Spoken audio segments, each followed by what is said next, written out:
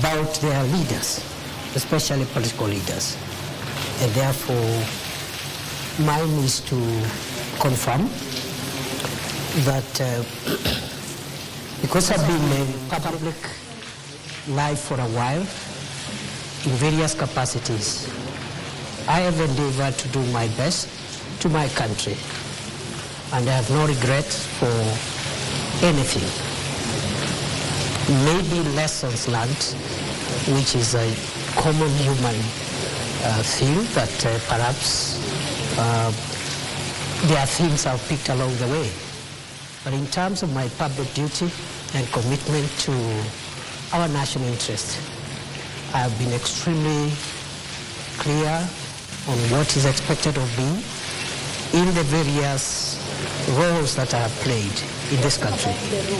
As Interior CS, where Kenyans feel that you oversaw massive brutality on Kenyans who are expressing themselves when they felt that their leaders were not representing them in the way that they should. Do you take personal responsibility for the murder of 60 people, according to the KNCHR? Well, the violent protest that took place early this year, and even earlier on in 2023, unfortunately led to loss of lives. Some of those lives were lost in various ways, including through police action. I have no reason to take responsibility for anything, because the space of violence and encounter with law enforcement is a space which is defined by law. And the role of the Minister for Interior is defined in the Constitution, Article 245, on what that role is. And that role includes providing policy guidance to the organs of internal security. The role of police operations are protected through the mandate of independent command of the Inspector General, and therefore police operations, especially in engaging protesters or people who are seen as breaching the peace, is the province for the independent command of the National Inspector General of the National Police Service. As far as I'm concerned, the 2 years I have been the country's Interior Minister, every single day of them, when I woke up to do my work, to make sure that the security organs of our country that protect our country from threats, security threats, perform their work, and should they require any policy guidance, that guidance is provided.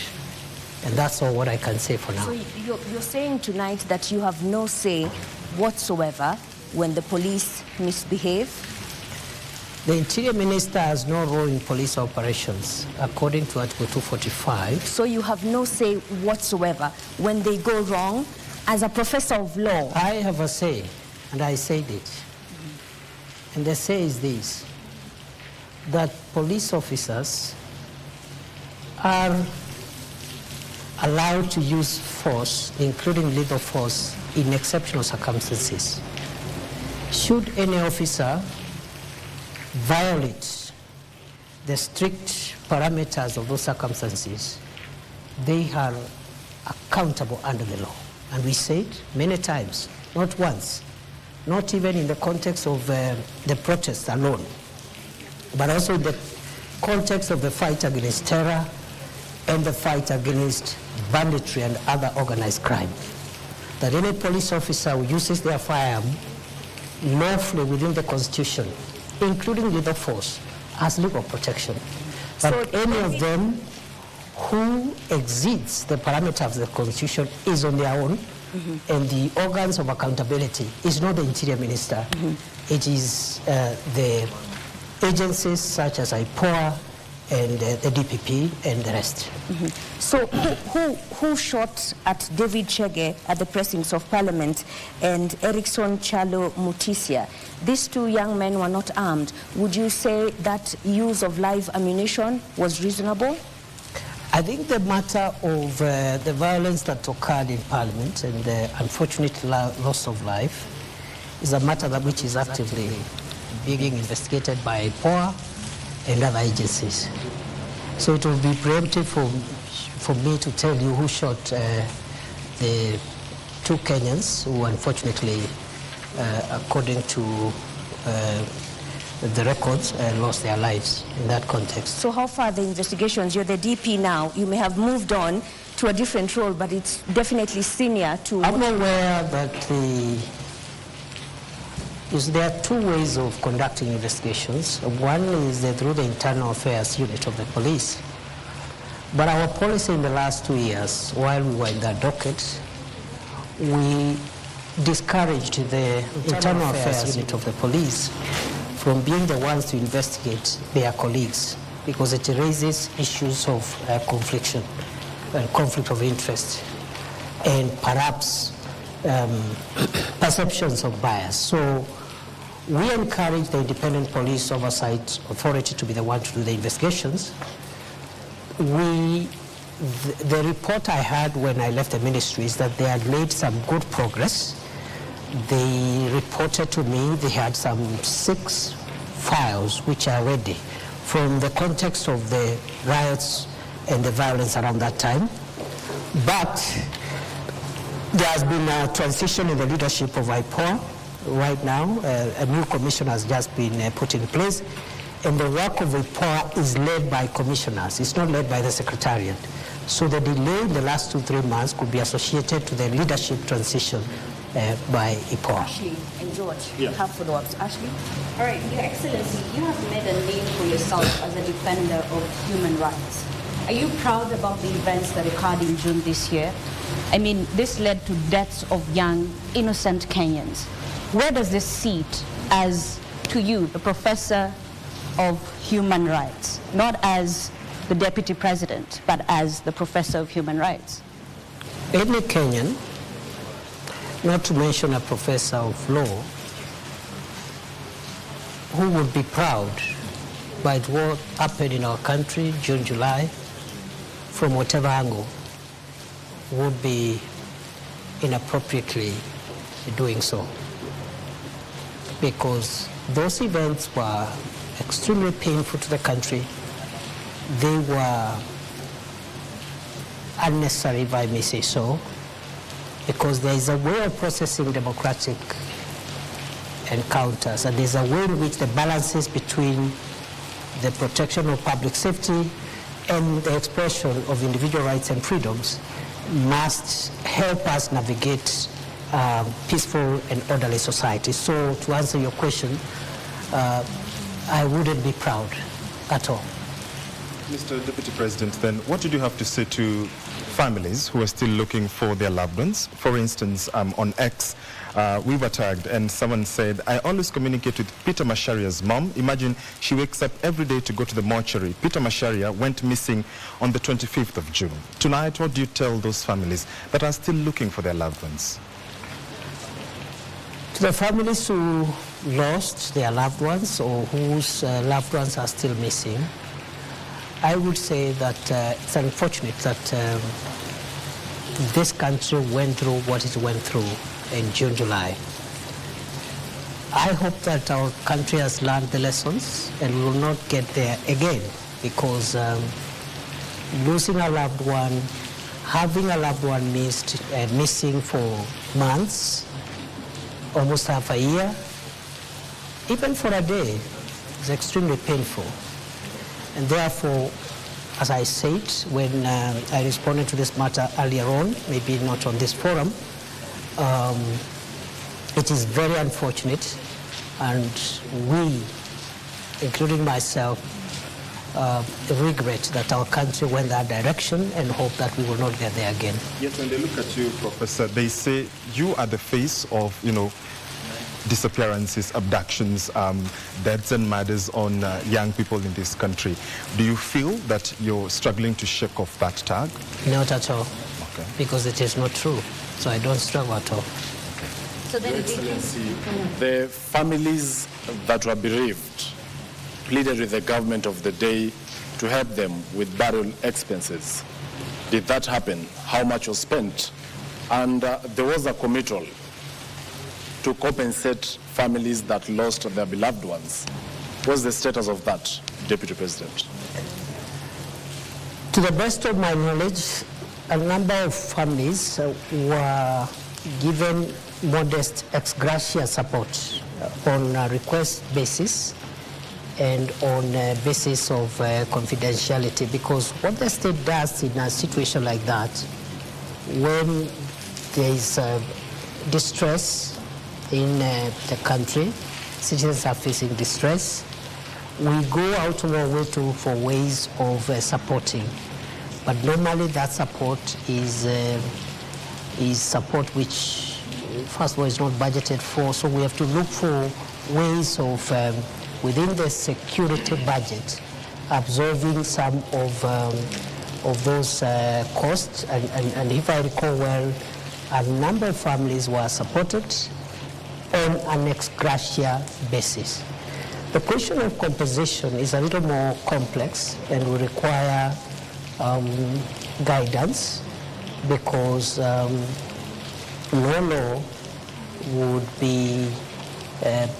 would allow expenditure on compensation for events similar to what we had.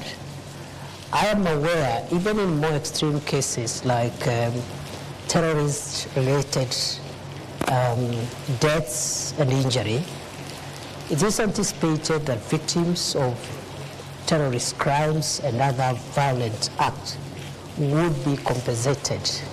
And I think when we left the ministry, we were trying to develop regulations on the operationalization of Section 49 of the Prevention of Terrorism Act.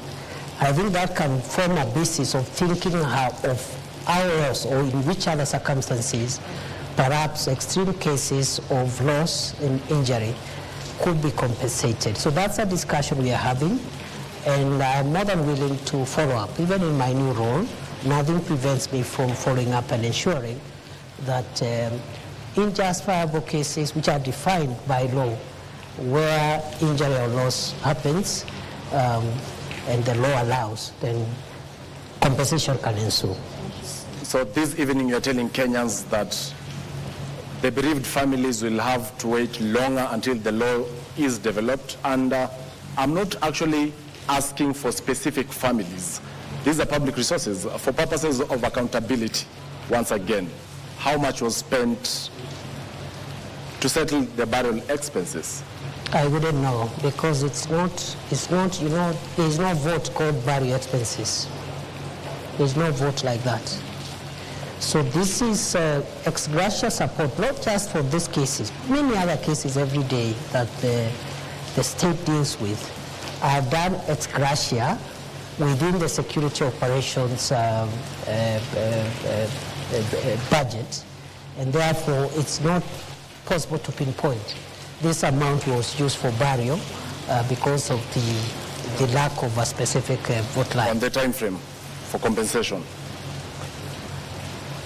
What about?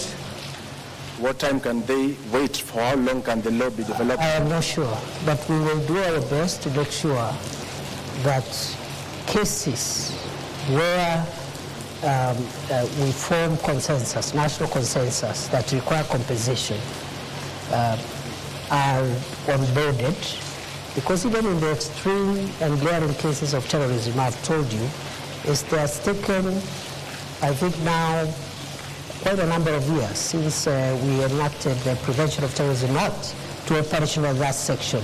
So I'm hoping perhaps within the year, within the coming year, we can work with the new leadership in that ministry and other stakeholders in the normal way government works and process perhaps regulations of the operationalization of some of these issues. As to whether that can be expanded beyond terrorism-related incidents, that is a discussion again which we can open up to stakeholder input and have it dealt with.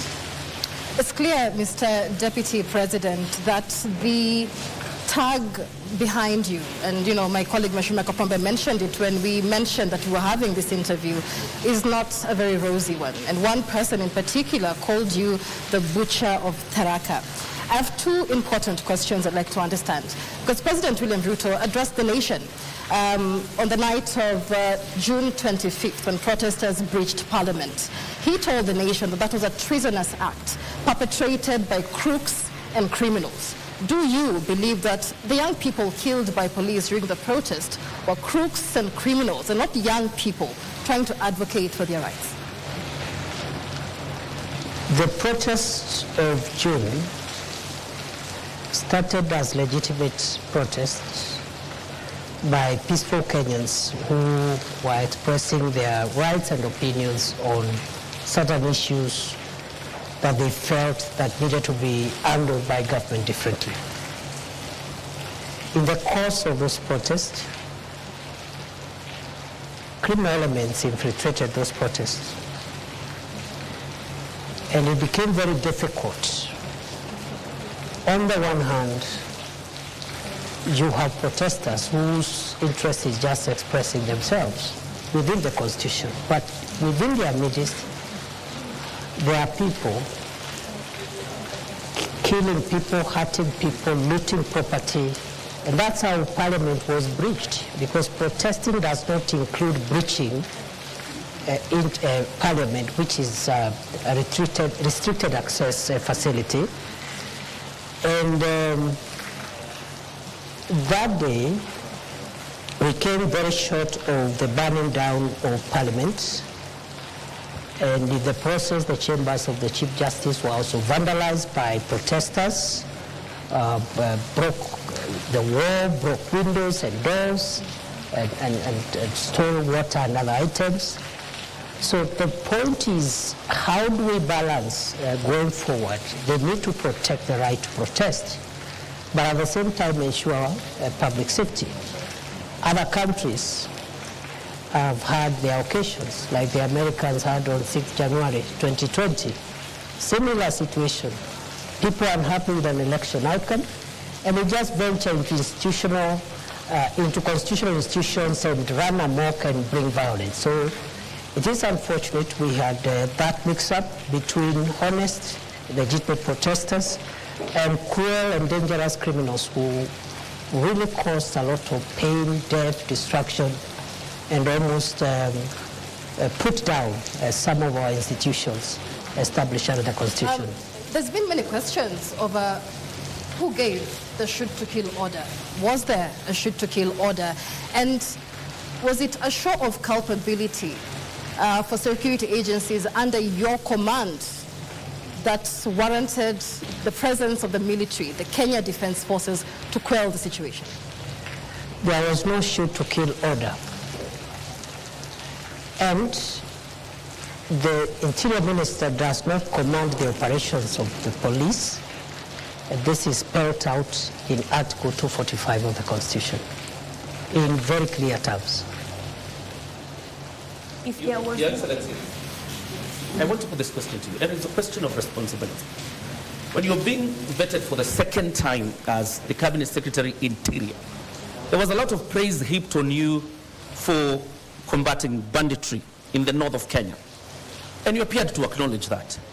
Was the police in the North Rift under different command, so much so that when it comes to the Gen Z protests, you're not the one in charge, but when it comes to the North Rift, you will take the glory? At no time have I said I've been in charge of the operations on banditry, because the Minister for Interior does not play that role. Have I provided it policy leadership to deal with banditry in the last 2 years? The answer is yes, in a very consequential manner, with great humility, because other than advising on the establishment of the Operation Maliza Uhalifu and the gazettement of the disturbed areas. You know, that's the job now of the minister. Those are policy interventions. But I was able to push through in a very difficult financial situation prevailing then in the country, an injection of a significant amount of resources to acquire equipment to assist the police in their operations, which has been the missing link for many years. AMRAPs, that is the mine resistance, ambush protected vehicles, armored personnel carriers, drones, that is the aerial vehicles, unmanned aerial vehicles, and so many other, including personal protection items. So, in a very modest way, I want to be associated with the tremendous work done by the police, with the support of the military, to dismantle the infrastructure of banditry in the North Rift, because I provided policy support for the acquisition of modern weapons and also providing the legal space for the police to carry out operations, especially in the areas which I classified as disturbed and dangerous, because that is where criminals were always retreating and regrouping. Those areas today are completely free from bandits. The question here, Your Excellency, is on the question of responsibility. Local NGOs, the United Nations, the US government, the foreign missions have admonished the government of the Republic of Kenya over its human rights record, and particularly the handling of a Gen Z protests. My question to you tonight is, when the Republic of Kenya is being admonished, who takes responsibility? Well, as I have said, you see the general admonition or viewpoints by various stakeholders on the performance of government on many things, including homeland security, is a legitimate thing. But the question of responsibility arises when one believes that there is something they have done wrong. It doesn't arise when someone's conscience is crystal clear. They have not done anything wrong. From where I sit, the nearly 700 days I served as Kenya's Interior Minister, one, I can account for each of those days what I did for this country, sometimes under great distress and risk, which I knew I'm exposing myself, but because of duty, I had to do it.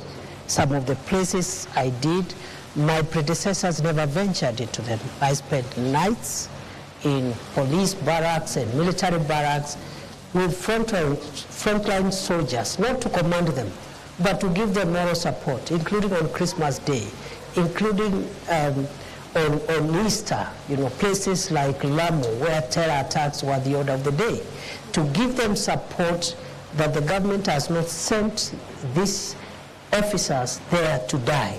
They have sent them there to protect the nation, and as minister, my moral support and the policy guidance I gave, I think, was instrumental in a big way because of the feedback I have received from the officers. So to answer your question, therefore, I see, I am not saying that our homeland security system is perfect. It is work in progress. But responsibility is individual. It's not collective. I must remind you, Prof, and the viewers, that there's a lot of rain here, so we'll have to speak a bit louder so that we can be heard. But as you speak about policy guidelines and taking modest credit for what was done in the North Rift on banditry, are you trying to tell us that you could not give policy guidelines on how police protests or moral support in them ensuring that they adhere to human rights? We did. So what happened? What went wrong? What went wrong is what goes wrong when maybe, the operations, security operations are intense and emotive operations. It's not somewhere where an officer will be told, when you reach there, do this, do this, do the other. So what we have are general policy guidelines. For example, the use of labor force is reserved when to apply when the life of the officer is at risk. So was any officer's life in danger? Allow me, Professor Kindiki, yes. Was any police officer in danger when David Shege and Enoch Chalo, Erickson Chalo Mutisia only had a flag and they were dancing outside Parliament? What threat did they pose to security officers at Parliament? That is a matter under investigations. If the circumstances you're reading out there is what happened, the officers will be accountable. It's as simple as that. And how long will that take? As soon as IPOA completes the investigations and forwards the DPP. Criminal investigations are complex. They involve scientific assembling of evidence. It is not enough to rush suspects to court only for cases to collapse, and it is not uniquely a Kenyan issue. Criminal investigations, especially in a complex endeavor like the situation we're referring them to, take a bit of time, and therefore I'm hopeful that... Why were the police in mask? How complex was that? That we again, who was ensuring security is not breached? You know, you're just telling me what you think or saw, but it was which is part of evidence. It was on live TV. There are photos of police officers who are masked. I am and not identify them. I'm not disputing. But just as telling the you, CS Interior, that is part of the evidence that is required to hold into account any person who may have been involved in that unfortunate incident you're explaining. Your Excellency, if you were to move this forward and probably look at why the public is on you, this is what you said on the 12th anniversary of the Supreme Court about a month ago. And you were talking about crucial jurisprudence. You said, I have had to ask myself whether the highest interest is the public interest or there is a higher interest called the national interest, because the public itself could hurt the national interest.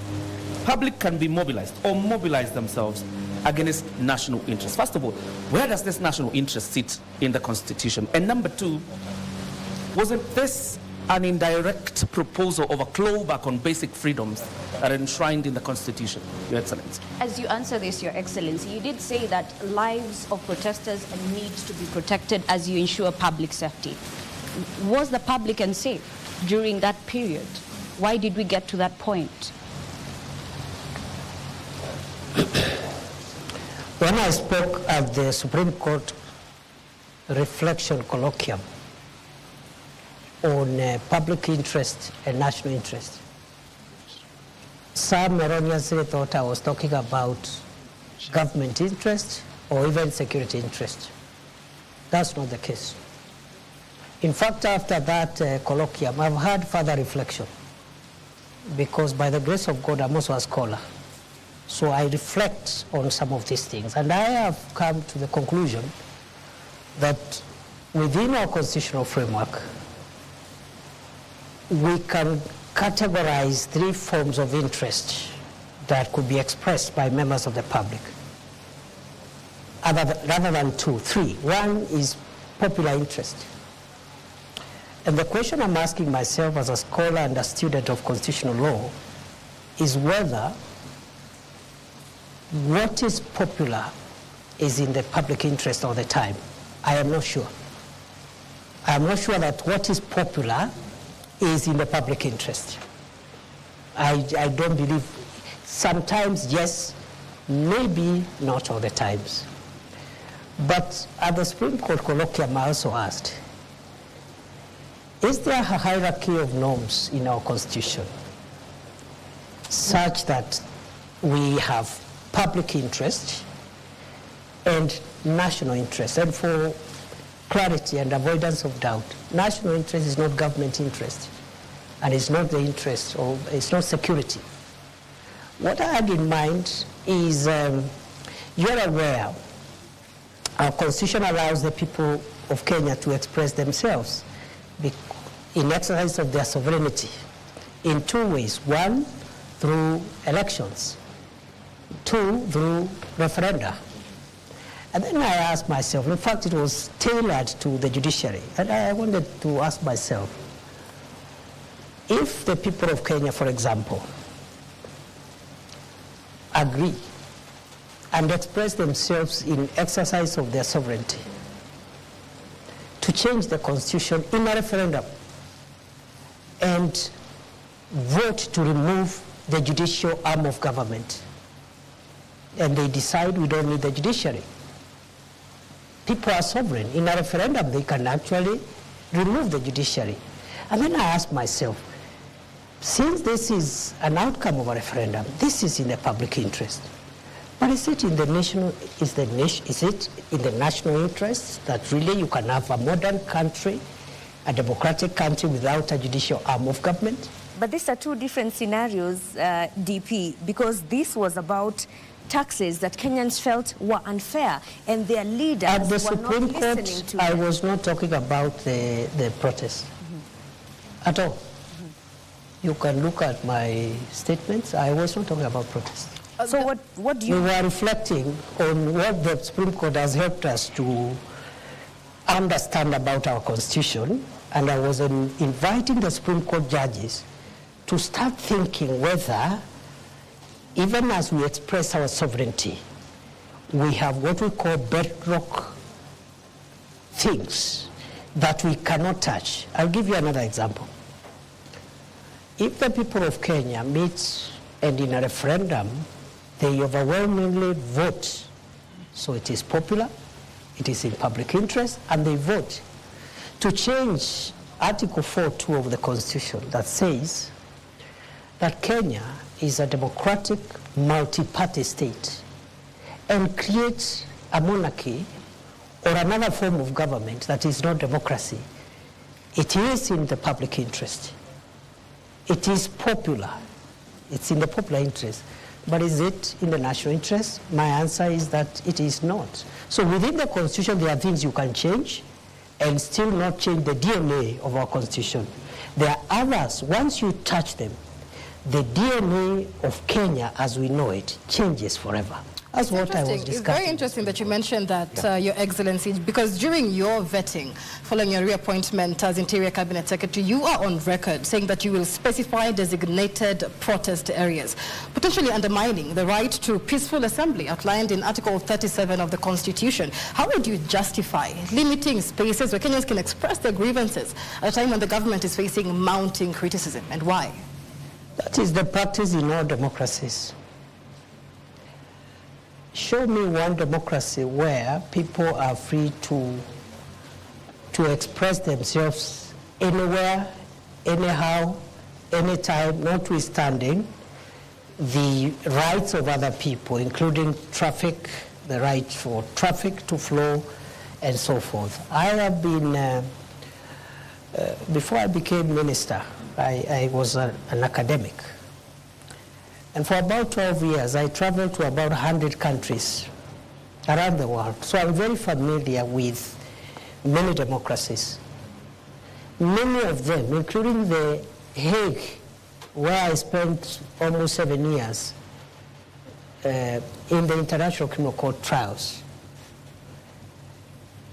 They designate places where you go and express yourself. Every institution actually is mandated. If it's Parliament, they designate a place, and then the police gives some routine. They say between 11 a.m. and 3 p.m., a certain group will protest. And they tell the police will be about 500 and so forth. And then you protest there, you hand your petition, someone comes and receives petitions, then you vacate. Maybe in the evening another group will come. That's what we might start thinking about.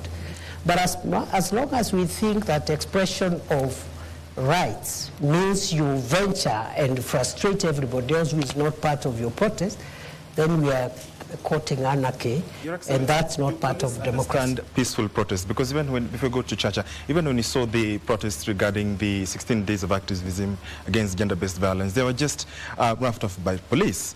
One even wonders, because we even have had leaders who have expressed a fear and concern that actually it's not even Kenyan police. So who are these that appear when Kenyans exercise the democratic freedom of picketing? The example you have given was regrettable, and government has already addressed itself to that issue. The Principal Secretary for State Department for Internal Security did Don't you think the precedences are too many? Not really, I don't think so. And I think with the apology that the State Department gave, I think Kenyans should give government the benefit of doubt. Mm-hmm. Because if the intention was to keep on doing this thing, then an apology was unnecessary. If you know you're going to do it again, you just keep quiet and do it the following day. Did you realize this only when you became the interior boss? And despite having served in various capacities in the leadership of the Senate, you didn't think of introducing that bill then? In 2015, I introduced the Homeland Security Bill, which, as leader of majority in the Senate, which was taken up and became part of it is what became the miscellaneous security laws of 2014. I know some parts of that law were struck out, but 85% of those laws are what has made Kenya. Specifically on limiting the protesters? The security laws did not cover the issue of protest. But it covered a wide range of issues that we needed to deal with to make sure that our country is safe. But on the other hand, legislation is work in progress. It doesn't end with one piece of legislation. It happens every day. Democracies which have been in place for 300 years are still making law, even security-related laws. So I did my bit in certain aspects, as in the example I've given you, but it is not true that when somebody serves as a member of parliament or senate, everything that needs to be legislated will be done during that time. DP, as we wrap this topic up, there's one question that many Kenyans would like to know. In a Citizen TV interview after the protests, you said that infiltrators were linked to elements within government and opposition. And you said we have evidence leading to political operatives from across the political divide. We will prosecute. How far are we with that? How many of those planners or operatives? Last time I checked, I've been following up after that, and you know that's not too long ago. That was July. After that, as you're aware, the cabinet was dissolved, the entire cabinet. For that period around August, there was no cabinet. July, August, and then September, the vetting. So by the time I went back to the ministry, it was sometimes, I think, almost October. I can't remember the date. And we are following up on that process. As much as I know, a number of people have already recorded statements, and as far as I know, a file was forwarded by the DCI to the DPP, but it was returned to seal certain gaps that have been discovered by the DPP, and therefore that is work in progress. As I said, criminal investigations take long, but I'm sure there will be accountability for everyone who may have either incited violence or taken advantage of the peaceful protest to infiltrate that democratic process. But you said you have evidence. Why should it take long? Or is it only a preserve of the political class? That evidence, I have just told you that it was presented to the DPP, and the DPP said it was not enough to convict. You can have evidence which is not enough to convict. I could believe, okay, that the evidence is enough. But the DPP, who has the final say in qualitative and quantitative evidence, is the one who has the police to do more work if we have to sustain prosecution. So the police didn't do a very good job, that's what you're saying, in the investigation? This is routine, it happens every day, not just in Kenya, all over the world. The police do their work, and that's why there's that two-tier mechanism. So the DPP looks at it and said, no, we need to fill this, using the elements of crime, you need the evidence of this. So we cannot say the police didn't do a good job. It happens every day. Thank you. Thank you very much. We'd like to move to the next topic, which is your ascension to power as the Deputy President and the politics around it. And this session will be led by Ashwin Mazuri. All right, Your Excellency, did you play a role in Rigathi Gachagwa's ouster? No. Then are you proud of the process, the impeachment process that many said were flawed that led to your ascension to power as the Deputy President? That process you are referring to, I think, involved three arms of government: the executive, the judiciary, and the legislature. To that extent, to the extent that constitutional institutions were involved and are still involved, I see no problem with that process, and if there is a problem, there is a way of remedying that problem. What about the right to fair hearing that he did not get? That is the matter before court, unless you want me to discuss the merits of the matter before court. So then what's your relationship between you and the ousted, impeached Deputy President? As it was before. Are you friends or not? We are good people, we're good friends. I have no reason to complain in the past, present, and even in the future. Was there a handover? Yes. An official handover? Was there an official handover? There wasn't an official handover because the former Deputy President is in court. You wouldn't expect him to hand over if he's in court. Your Excellency, which IEBC cleared you? Did you take your papers there? How were you cleared by the IEBC? There's no requirement to clear a Deputy President who ascends to office by virtue of Article 145 read together with 150. But what requires the clearance of IBC is the President and the Deputy President in an election. The President's memo to Parliament, Your Excellency, indicated that your nomination was cleared by IEBC. There was no election. I assumed office through a process different from a process following an election. Is it an indictment of the judiciary, Your Excellency? Because the former Deputy President, through a court process, is actually outside. We have the governor of Meru, who is in office, even through a similar process. What kind of jurisprudence is that creates two forms of justice in your own understanding? And this is from a point of view as a law professor. First, the two cases you have cited were beneficiaries of court injunctions. The only difference is in one, after the inter partes hearing of the matter around whether or not the injunction should be preserved. In one case, the court found that the injunction needed to be lifted. In the second case, which also there has been an injunction, the court found yesterday that there is no need to lift the injunction. That's the only difference. And it happens in courts all the time, not just in Kenya, all over the world. In fact, the finding of one court is in many cases overturned by the next court the following day. So there is no inconsistency whatsoever. That is judicial practice. A judge, even one bench of 3 judges, one judge will say this, 2 other judges will say different things, on the same subject matter, same articles, same evidence, same parties. That's how. That's the independence of the judiciary is not just institutional. It is individual, it's decisional. Every judge carries decisional independence. Your predecessor, Your Excellency, says the reason you ascended to this position is because you are a yes man. You cannot mount any challenge whatsoever to the president. I'm putting this question to you tonight. Are you your own man? Are you a yes man?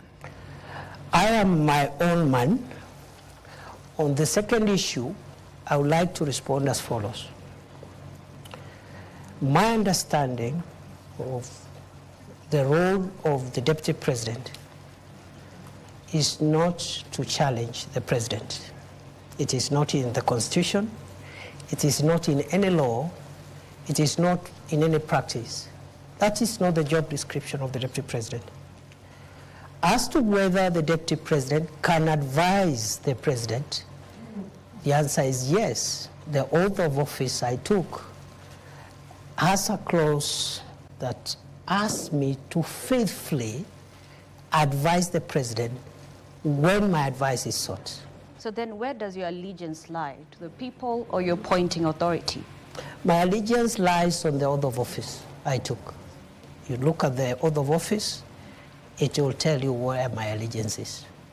And are you proud To the of the people man? of Kenya, to the nation and the national interest, and when my counsel is sought by the President, I must give it faithfully. And faithfully doesn't mean that I do it on the podium. Does it But mean- it means I have to be faithful, and faithfully means it could be different from what the President thinks. DP, are you proud of the manner in which you became Deputy President? In 2022, you were a front runner to be running mate to Dr. William Ruto, but you did not get that position. And you actually said you were going to take a break from politics. Are you now proud that 2 years down the line, you are the one who has taken that position after the impeachment on the person who was picked over you? I have no regrets for my occupying this space because I have no reason to regret. It is true I was a front runner to be Deputy President in 2022 through a process that was conducted by my party. I was not successful. My brother, Rigathi Gachagua, was successful. I congratulated him, and I said two things. One, that I will support the campaign, the presidential campaign, until 8th or 9th of August 2022. And after that, I will take a break from elective and appointive positions. But you still took the CS Just a moment. position. Just a moment.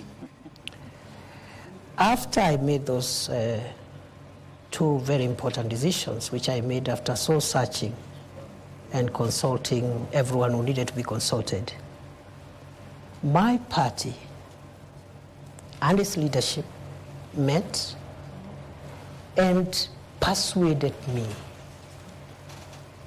as a member of the party, because I didn't say I'll leave the party. I said I'll campaign for President Ruto and his deputy, but after that I'll not be running for any office. I'll take a break for 10 years. And therefore, the party met and persuaded me to change my mind and accept an appointive position as Minister for Interior, which I accepted. That's all. Are you the kingpin of the Mount Kenya region? Which office is that? Of course, you were endorsed. You were endorsed by a section of Yes. members from majorly the East, where you hail from. You never dismissed that. Which office is that? Your Excellency, other than the kingpin issue, there are a majority of members of parliament who met in Nanyuki from the Mount Kenya region, that is before you ascended to the office of Deputy President, and endorsed yourself as their link in government. To the executive. You have ascended to that office now. Are you now, have you ceased being their link? Maybe you should ask them. Because I think the members of parliament, because I didn't say it, they said it. So maybe they can say it again if they wish, but to the best of my recollection, those members of parliament had expressed frustrations in getting their constituency development agenda through to government because of the breakdown of relationship they had with the former occupier of this office. And therefore, they asked me whether I could convey their needs to the president. And because I was a member of the cabinet, I saw no problem with that. But whether or not they would continue asking me to convey their messages, it's up to them to decide. Your Excellency, that region. Sorry, you come from that region, the Mount Kenya region. Tharaka Nithi, where you come from, is nestled in Mount Kenya region. I want to know, because Kenya Kwanza had promises it made towards the people of that region. So who will be pushing for the implementation of these promises? That region, like other regions in Kenya, has very many elected leaders. The office I occupy now as Deputy President is an office of the Republic. Unlike other leaders, for example, who have a subnational mandate. And therefore, the way I see it is that the people from the region you're referring to, which happens to be where I was born and raised, have a right, just like the people from the coast, Western, Nyanza, Rift Valley, Northeastern. They have a right to use this office, because it's a national office, to channel their needs, interest to the government. So I see no contradiction, I see no change of position, and the only thing I don't understand is this thing about the kingpin or something. I don't understand it because there is no office like that. Well, and are you still hopeful, and do you think there is a possibility of you becoming William Ruto's running mate come 2027? How would I know? Your Excellency, then you've talked about development and, those members of parliament using this office to lobby for development. Shouldn't then development be a democratic right so that then there is no need to lobby and to push for it? That's not true.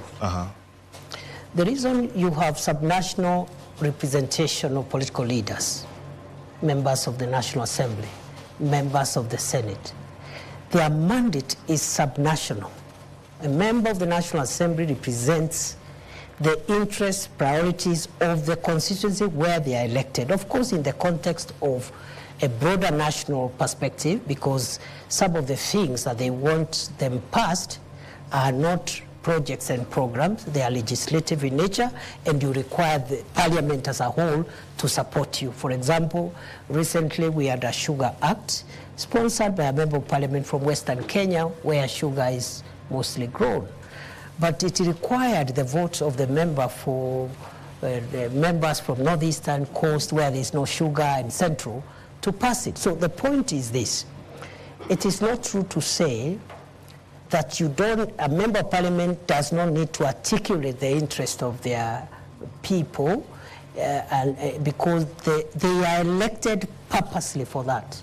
They are elected to articulate those interests and convey them either to the executive, to the legislature, and make sure that those interests at that local level are realized. During your inauguration, when you took oath of office, your boss, the President, Dr. Ruto, said he felt he was a lone voice in the executive. From your interaction, 50 days in, is he still a lone voice? And perhaps you interact with him, he's your boss. I really don't know. Do you think you're fulfilling? Do you think you're how fulfilling he's that? feeling? Yeah. Because again, that's not in my place. I wouldn't know how he's feeling at the moment. All I can say is that I'm doing my best to do my constitutional duty. That constitutional duty is being principal assistant to the president, and also helping him in the delegated assignments that he has given me, and I'm doing my best. How he's feeling now, I cannot be, it's not in my place to tell you how happy he is. Do you think he's confident of what you're doing? Is he happy with I think your work? so. I have no reason to doubt that he's confident. You've been Deputy President for only 50 days now. What would you say is the qualitative difference between you and the former Deputy President, given that the operating environment hasn't changed? It would be very improper for me to start comparing myself with my brother, the second Deputy President. The President has spoken very highly of your leadership and your contributions, as my colleague George Maringa here says. If the President feels that he has accomplished his key goals and decides not to run for re-election, would you consider running yourself? Do you believe that you have what it takes to run the country? That question is an unfair question. Am I allowed to complain? Why is that? It is an unfair question. Because I have just been entrusted with a very serious and grave national responsibility. What is weighing in my mind now and what is really, really occupying me is the desire to discharge those obligations, because the expectations of the people of Kenya, the expectations of the President are so high. If I started occupying myself with ideas of what will happen, I don't know when, I'll be the most unsuitable person to be seated before you today. Your Excellency, I want to rephrase Michelle's question regarding you and the former Deputy President. Let's not even go with the qualitative differences. But clearly there are lessons you must have learned from Gachagwa's tenure in office. What lessons are those? You know, my friend, you know, in leadership is defined by certain ethos and parameters. And I want to persuade you to allow me not to discuss my brother, the Honorable Rigathi Gachagua, because he's my friend.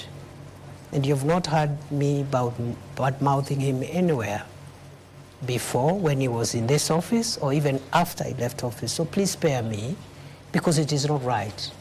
It is wrong to start comparing myself with the predecessor or someone who occupied this office now or in the past, or a person who would occupy it in the future. Are you being cautious, Your Excellency? The region you come from is very restive, and it's quite a significant, it has quite a significant portion in terms of votes. Are you being cautious now when I ask you the question of lessons you've learned? Are you being cautious not to antagonize the former Deputy President? I have no reason to antagonize anybody. For what? Your Excellency. Your Excellency, perhaps just to buttress on what John Kiore said, when it comes to lessons learned, many have said that the seat that you occupy now, the Deputy Presidency, has some sort of curse. They've called it the curse of the Deputy Presidency. And every individual who's held this seat has had some sort of, falling into political oblivion. Do you believe that you have the magic wand to change this so-called curse of the Deputy? I don't believe any seat is cursed. Let's start from there. Secondly, I don't think it is a priority to start thinking whether I will survive in this seat or not. As I have said, what is weighing in my mind, the same way when I became Interior Minister and the North Rift was in that shape, Lamu, Boni was in that shape, and Northern Kenya was that shape. I told myself, including the passport crisis, I said, if I will last here for 1 year, I want to try my best and have these challenges under control. So for me, I cannot start now entertaining myself on what will happen to me, whether I'll succeed here or there. That's not for me to determine. It's beyond me. What is within my reach, what is within my control, is the focus to deliver on the job. As to whether I survive or what happens, that is not within my reach, and I cannot control what I cannot control. DP, we need to move forward to the next topic, but I would like to end this with this question. The mountain which you seem to be avoiding is hostile ground right now, and not just the mountain. The government is struggling with its popularity. As the president's principal assistant, how are you working to change that perception of Kenyans? And more so those who are... Did you say that the mountain is restive? Yes. The reception in Embu, for example, yes. In Nyandarua the other day, residents refused to listen to the president's speech. In Nakuru County, at a burial, again, they did not want to listen to the president's That is democracy. That's how democracy works. Is that hostile ground to the government that you serve as deputy president now? You see, there is a difference between running governments and being popular. Those are two different things. And for me, a leader should be least worried about popularity. The worry of a leader should be their pace and focus on transforming the lives of the people. And do you think the lives of the people have been transformed? Leader is not necessarily one who is popular all the time. However, a good leader knows when to be popular. Don't you think that popularity has gone down because Kenyans' lives I really don't think so, because at the moment, President Ruto and his administration now in the midterm is not in their priority to look for popularity. There is no election taking place. The task of the government now at midterm is to track the pace of delivery, where there are gaps, seal those gaps, and just deliver on the commitments. The time will come when there will be popularity contests. And let me tell you, for avoidance of doubts, that is not President Ruto's worry. I also don't think that should be the worry of this administration. If we start worrying about popularity now, we'll lose it, time will elapse. We could even win the election next time, but we will not have delivered as we ought to deliver. Your Excellency, and that transformation that you're talking about, Ashley, allow me, is what brings us into the next topic, which is about the economy. And Joel Chacha is going to lead that session. Well, the government of the day boasts of a 2.8% inflation rate, which is a 17-year low. But the question here is on the shrinking disposable income, that is through what many may consider overtaxation. And the purchasing power, hence, is low. How are you working to ensure that there is money in the pockets of Kenyans? Thank you. When President Ruto took over leadership of this country in 2022, the 5 or 6 macroeconomic indicators were not looking good. And I need to clarify now that I have this opportunity. Many people think when we project that time frame, so that to show the distance we have covered, we are casting aspersions at the previous administration. That is not true. Kenya got to where it was in 2022 because of factors mainly beyond the control of President Uhuru Kenyatta, because the country's economy was shut down for nearly 2 years by COVID-19. No economic activity. And then, of course, the war in Ukraine, which affected the global supply chain of wheat and other oil and foodstuffs, and many other factors. So when we refer to 2022, it is not political. It's just a fact. And in any case, that's the only way we can explain what we have done. Now, straight to your issue. The macroeconomic indicators were bad. The dollar was rising on a daily basis, 160. At one point, it approached 170. The price of fuel, the same. At one point, it approached 217 per liter for petrol, super. Then inflation was 9.6%.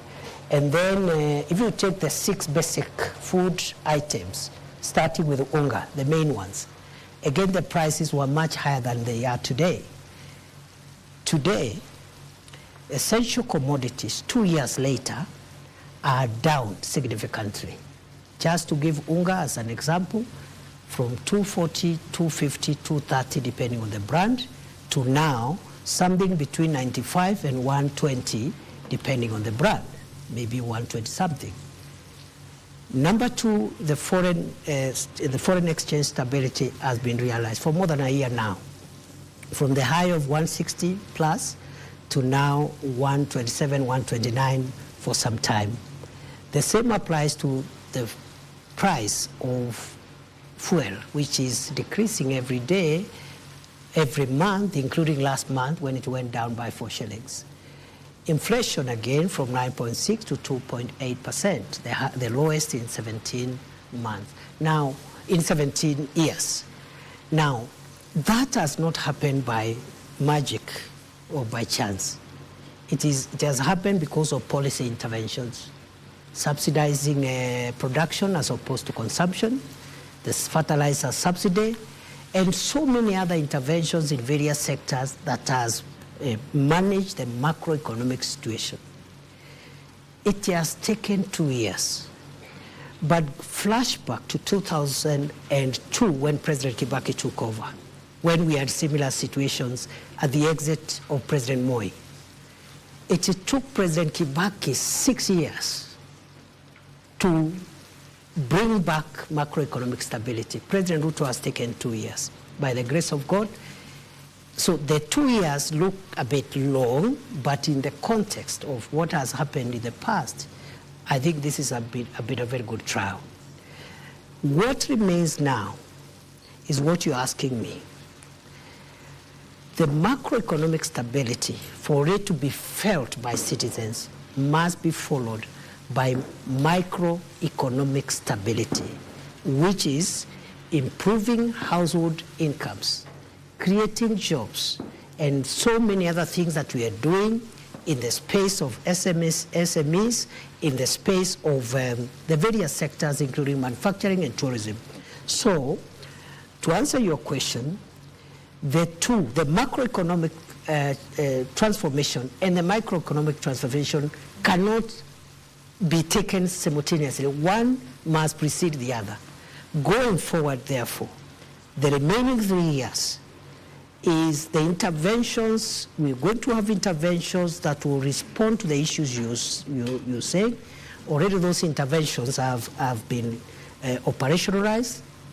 They are on course, creating jobs through the 3 major prongs, creating jobs at home, creating jobs online, creating jobs even overseas, and then also other interventions that will enable disposable incomes in the pockets of individual citizens. But going how would forward, that really it can only be achieved when the whole problem begins with our budgeting? For instance, despite the challenges faced in the fiscal year 2024-2025, your projections in the next fiscal year for 2025-2026, you're looking at having a budget of 4.25 trillion Kenya shillings, with the revenue, ordinary revenue, actually crossing the 3 trillion mark.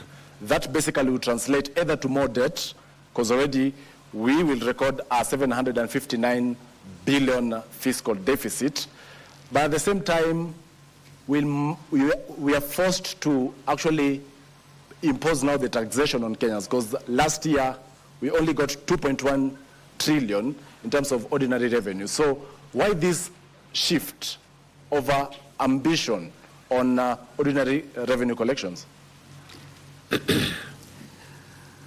Again, in 2022, the fiscal deficit was more than 8.2% or thereabout. And that means the gap between revenue and expenditure. It was at 8.2%. This administration in 2 successive budgets has reduced it. Currently is at 4.3. On paper, because of revenue shortfalls. That shifts towards the end of the fiscal year. Yes. And you are forced to bring a supplementary budget. We are forced, but in all fairness, where the fiscal deficit is now is not where it was in 2022. And in fact, I am confident the Treasury will bring it further down this year. But more fundamentally, it is not in our priority of things to generate more revenue through perhaps more taxation, to answer you directly.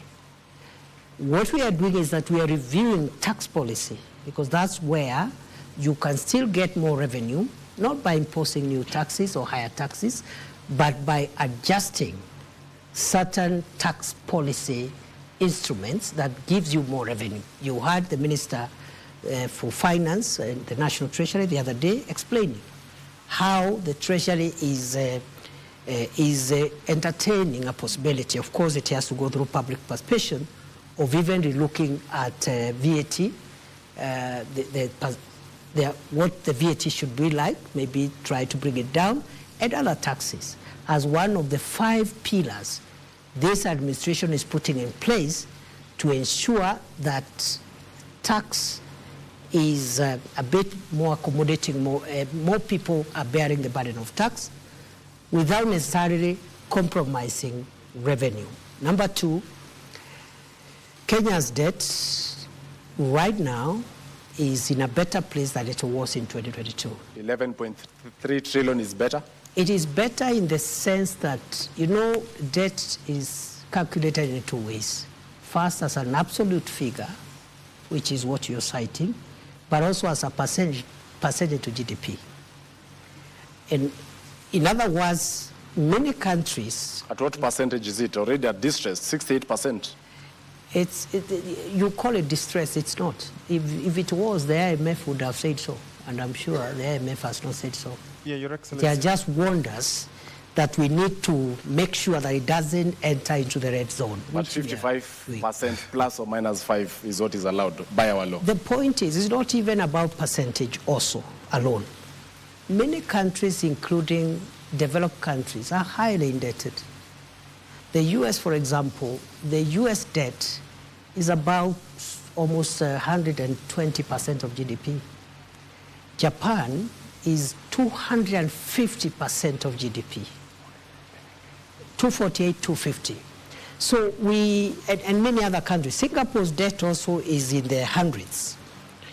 However, what we need to do, let's agree that what remains ahead is that our revenue generation measures must not lead to higher taxes. It's not a must. Number 2 is that the area of debt, we need to be careful so that Kenya does not enter into the unsustainability zone, and we are managing that. DP, naomba kidogo, wakati ambapo tunazungumzia masuala ya uchumi, kuna wengi ambao wanahisi kwamba mnasema maneno mengi, maneno makubwa makubwa, lakini la msingi ni kwamba biashara nyingi ziko katika mazingira magumu.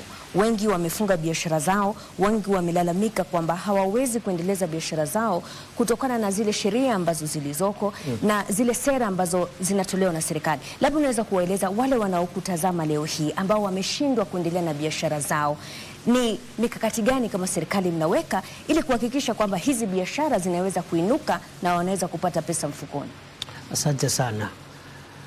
Ni kweli biashara nyingi zinapitia changamoto nyingi, na ni kweli wananchi wakiwemo wanabiashara wamelalamika na pia wametoa mapendekezo ya sheria ama sera ambazo wangetaka tuziangalie upya. Najua ya kwamba hivi sasa Wizara ya Uwekezaji na masuala ya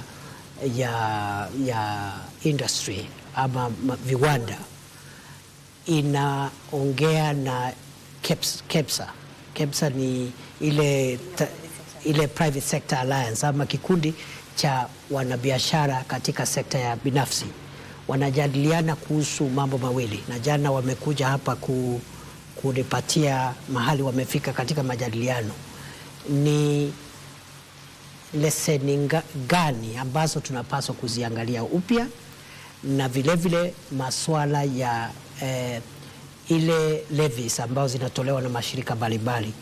Kwa hivyo swala hili la ugumu wa wanabiashara wetu ni swala ambalo tunaliangazia, tunajadiliana na wale ambao ni washikadau, na serikali iko tayari kutoa mwelekeo ama sera mpya za kuzingatia uboreshaji wa biashara.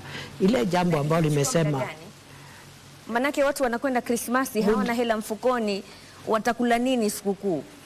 Unajua hayo majadiliano sio ya Krismasi, ni ya kurekebisha. Januari kutakuwa na hela za karo zinazohitajika. Pia hiyo mjadala sio wa maneno ya karo, ni wa kurekebisha idara zetu na ili biashara zetu sipanuke. Nataka niwahakikishie kwamba nimesema jana, waziri wa viwanda na uwekezaji pamoja na wakilishi wa shirika hilo ambalo ni la wanabiashara wameniambia wako katika mjadala, na Januari nimeambia hao waniletee ile ripoti yao ili tuipitishe ama tuijadilie katika baraza la mawaziri. Kwa hivyo mwakani tutakuwa na mfumo mpya, sera mpya, sheria mpya za kuboresha biashara.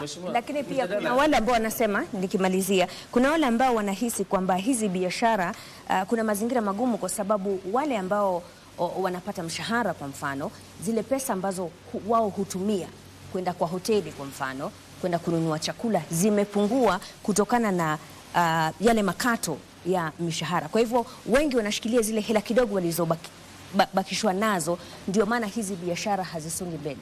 Unasemaje kuhusiana na hili?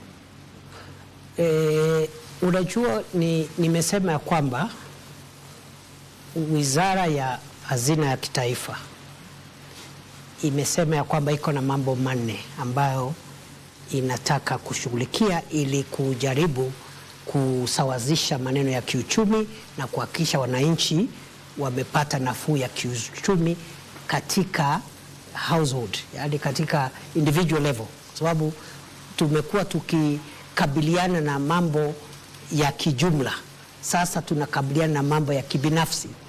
Na kati ya hayo majadiliano kutakuwa na sera mpya za mambo ya ushuru na mambo ya kibiashara. Lakini la muhimu zaidi ni kwamba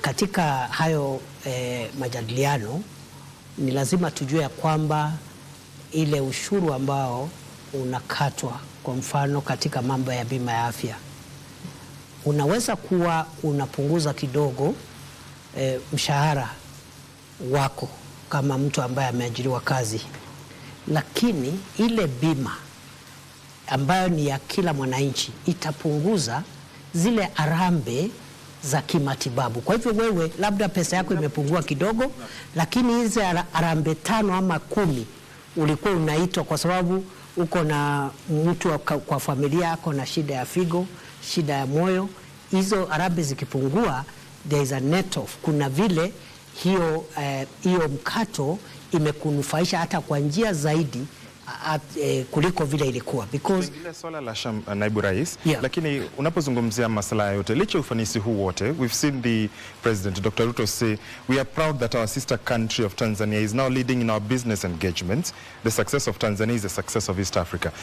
Businesses have been closing shop and going to neighboring countries. So you're speaking of this, and KEPSA has talked about it, that the government seems not to be listening to those who run businesses, that they're escaping to other countries. I've just told you we are having a conversation with KEPSA. Why don't you call them after this interview? We did speak a few weeks ago with should have told you that they are engaging. And he did say that, whereas that engagement is happening, it is not... They have identified 2 areas. Yeah. One is the regulatory. They said there is multiple regulation, or what they are calling over-regulation. The second issue on the table is on taxation. We are a bit careful because the issue of taxation, we would rather have it in the broader tax policy and other fiscal issues that are being discussed and spearheaded by the National Treasury than just to take just that business community and handle their taxation issues without the context of looking at tax as a general issue. I really need to ask a question on the tax regime, because today there has been an announcement that there is a task force that has been formed to get to the bottom of why businesses are closing down in the Republic of Kenya and relocating to other countries. Your Excellency, doesn't that sound absurd? Why do you need a task force to establish why businesses are closing when all you can blame is the taxation regime? You need to, because this is something that has happened for the last 20 years. It has not happened this year. Just look at which organizations have left Kenya when. The last 25 years. And that's why the contribution of our manufacturing sector to GDP has dropped from as high as 12% many years ago to 7.5%. On the pending bills. So it's an accumulated problem, and I think there are no quick fixes. The best way to do it is to just analyze all the factors and bring recommendations that will last us another 40, 30 years. The financial inadequacies being experienced in the country perhaps are as a result of the pending bills. More than 650 billion for the national government, 150 billion for county governments. But you're not budgeting for it. Do you promise Kenyans that as soon as the pending bills verification committee concludes its work, you're going to settle the pending bills? We will implement the recommendations of the pending bills verification committee. Thank you. DP, tumebakisha dakika kidogo kabla ya kufunga, lakini hii leo kumekuwa na mabadiliko katika baraza la mawaziri, na kuna wengi ambao wanahisi kwamba the appointments that have been made seem like a harvest just 10 days after President William Ruto met retired President Uhuru Kenyatta, and all those appointed to the cabinet and board chairs seem to be from Mount Kenya. What is this about? You know, the cabinet, appointments, dismissal, reassignments, if you look at Article 32, is the prerogative of one person, the president. So I'm sure the changes that the president has made have been made in exercise of that prerogative and to advance our country's national life in the weeks and months to come. I cannot directly associate themselves with the political developments, but also I have no reason to disassociate themselves from any political development, because the president has made it clear that for the country to pull and rally itself to do the heavy lifting, there is need for a broader political consensus. It started with the inclusion of the partnership with some of the ministers who were appointed, who were allies of former Prime Minister Raila Odinga. The ministers and parastatal chairs who have been elected, who have been appointed today, many of them worked under President Uhuru Kenyatta. That is in the spirit of broadening political consensus so that we can focus not on political competition and the quest for political survival, but on pulling the heavy agenda that we need to pull to transform Kenya and carry everybody. But there are those who many Kenyans feel duped or betrayed by the Kenya Kwanza administration, because during the 2022 election campaign, the hustler narrative was the cornerstone of the Kenya Kwanza administration, a break away from traditional political dynasties to more ordinary Kenyans, right? But appointments being made recently by President William Ruto are people or individuals from established political families. It looks like the Kenya Kwanza government is running away from the hustler narrative back to the dynasties to save the day. Why is that? As any of the ministers and parasito chairs who have been appointed today coming from established political families. Yeah, they do come largely from the Mount Kenya region, especially. Sorry again? They do come, many, from the Mount Kenya region. many who've been in government before, and you remember the call, especially during the Gen Z protests, was to drain the swamp, to have something new in the Kenya Kwanza administration. I don't know what you call something new, because even the ones who have come are new. They were not there, they are new. Allow me to rephrase her question, because this is what Kenyans feel, that the political class has regrouped and forgotten about what Kenyans want. What would you tell them tonight? I don't think so. First and foremost, as I said, this is no time for politics. Let's start from there. That time is coming. And we will all do politics and do it so well. Right now, it's time to do the very, very delicate and important work of pushing the country's development agenda. So the issue of, I don't know, who has betrayed who has regrouped with who, for me, the timing is wrong.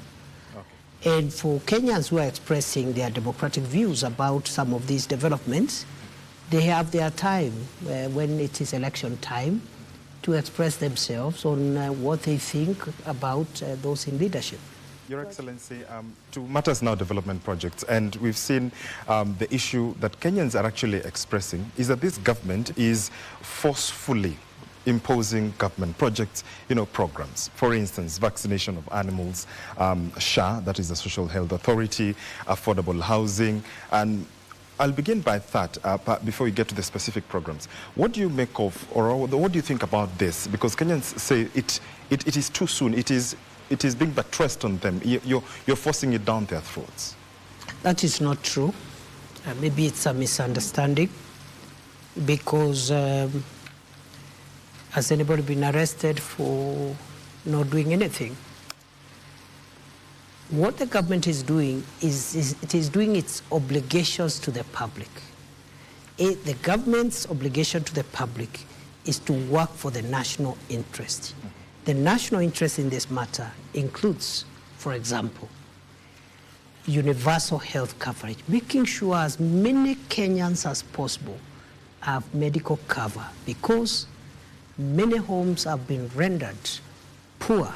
Even people who had something, they have sold everything to pay for medical bills, especially when it is chronic and critical illnesses. Okay. Many poor people live by chance. They take herbs, they go for, some look for witch doctors, they cannot access medical care. So we are saying, what government is saying is that it is in our interest as a country that every Kenya has an insurance, a medical insurance. It is not taking people to court for not having a medical insurance. Those are two different things. Okay, fine. The same with vaccination. What the government is saying about vaccination is that we have certain targets as a country to grow the livestock and that value chain around livestock and livestock products. For us to reach those targets, we need to access European market, the Middle East market, and even the regional market under the African Free Trade Area, and then also under economic EPAS, the partnership between Kenya and the European Union, which we signed last year. In many of these markets, our products are being denied access, and one of the requirements is sanitary and phytosanitary standards. That is to say, health-related standards. One of the requirements for us, for example, to meet our export demand is that your herd must be vaccinated. And what we are rolling out is a vaccination program which has always been there for 40 years, but because there has been no campaign, high-level government campaign, we've been vaccinating about 10% of livestock. So many of our livestock are rejected when we take them out either as live animals or beef because of the vaccination question. So it is purely a disease control issue. The vaccine is developed by Kevevapi in Kabete, by Kenyan scientists. It has always been used. It is only that we are doing a campaign to make sure, other than vaccinating only 10% of livestock, we can have 80, 90, 100% vaccination for for purposes of getting market access, exporting livestock and livestock products even to other countries. DP, it's good that you, before you go to affordable housing, Ashley, because we're still on the vaccination issue, you may be explaining a very good thing for the country, but are you aware that citizens are agitated by the language of their leaders? Is there a more decent way to explain your programs and not seem like you're forcing it down their throats? And I'll give examples. Adani Consolation, the president said it is people who have never been to the airports that are complaining. When it comes to the vaccination, majority leader yesterday, I think, said ni watu hawana ng'ombe, hawana kuku. How do you think that makes citizens feel when they are trying to express themselves, yet they are met with arrogance? And to add on to that, the Kenya Veterinary Association perhaps has, among the recommendations they've given, they've said improve public awareness, enhance stakeholder engagement. When will Kenyans feel they are participatory in this government, in these projects that affect them?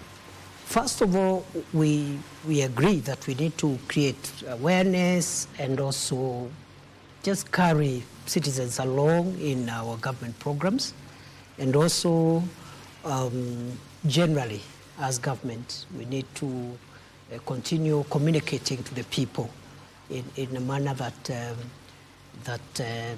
is consistent with our obligations under the Constitution. But having said that, I am sure again, because we were here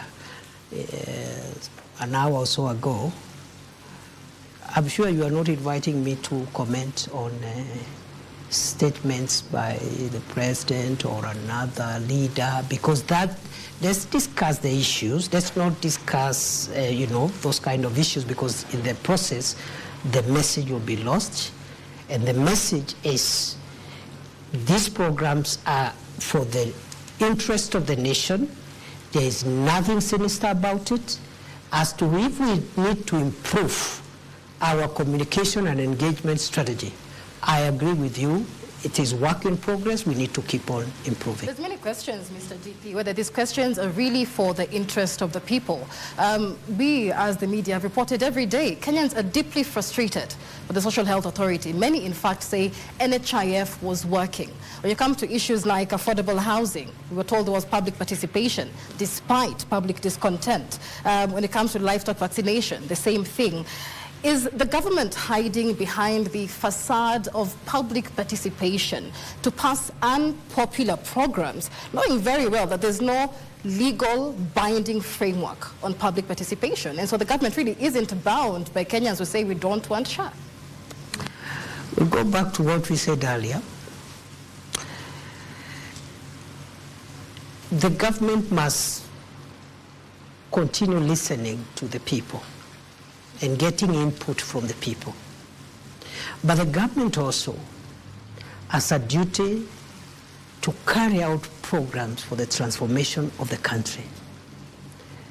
Some of the programs that will transform Kenya may not be popular now, but they'll be popular sometime. Singapore, for example, which many people praise, one of the factors and anchors that took Singapore where it was among other anchors is the housing anchor. And today, if you look at Human Development Index, Singapore is up there, and one of the variables is housing, because almost 99% of everybody has a decent home. So, and it was unpopular at the time when the Singaporean leader was bringing this program. It was very unpopular. In fact, it had a component of compulsory savings. But today, many years later, after this leader left the scene, the people of Singapore are very happy that this project propelled their country into the first world. So I will end with what I started with, that what is popular may not even be in the public interest. And sometimes what is in the public interest may not be in the national interest. And the work of government is not to look for popularity. Popularity is a function of elections, which we do every 5 years. And every politician has a way of transacting with electorate to look for popularity during election. In between here, it is to engage the people, listen to the people, which we are doing in many instances. We may not be perfect because government is a human endeavor. Like any other, we are not 100%, but we are continuing to listen. And as the President said during the State of the Nation address, listening is a full-time occupation of every leader. Thank you very much. And therefore, these programs may have the kind of, the consensus is not yet there, but they will transform Kenya. And many years later, when many of us who are in this space are not even here, Kenyans will come in succeeding generations will be grateful for the housing program, the universal health program, the agricultural reform program, and all the other programs that this government is rolling out for the transformation of Kenya. Thank you very much, Deputy President, Professor Abraham KITHURE Kindiki, for your time. And I think Kenyans tonight will be waiting to see what will happen next in terms of how you listen, how you communicate, and how you take action after you have made promises. Asante sana. Mimi nimekuwa wako Mashirima Kapombe kutoka runinga ya Citizen. Joel Chacha kutoka runinga ya K24. Michelle Ngele Odhiambo, NTV. John Jacob Kuria, KBC. Ashley Mazuri, KTN. George Maringa, TV47. Usiku mwema mtazamaji.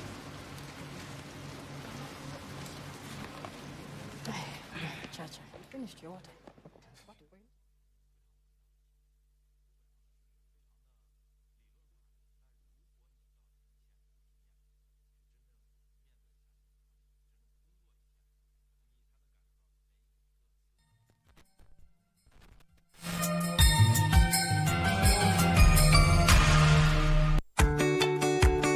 This festive season, let the joy of togetherness fill your hearts and homes. Celebrate responsibly and make memories that last a lifetime.